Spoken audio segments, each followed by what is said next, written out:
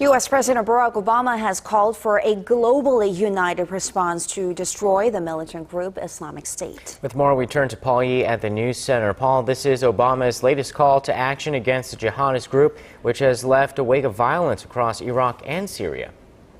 That's right, and this has been one of the most pressing issues at this year's UN General Assembly.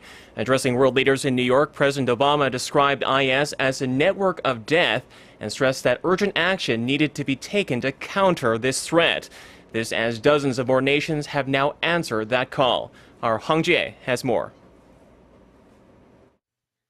Facing the mounting threat from terrorist groups, U.S. President Barack Obama made it clear at the United Nations General Assembly on Wednesday that the U.S. will confront and dismantle Islamic terrorists. He urged nations to reject the cancer of violent extremism.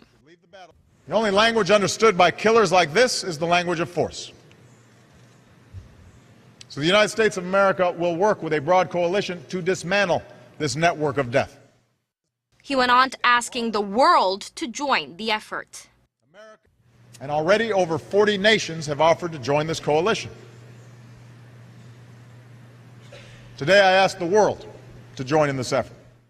Following the UN meeting, the Security Council unanimously approved a resolution that calls on countries to adopt laws stating that joining a militant group like the Islamic State is a serious crime for their citizens.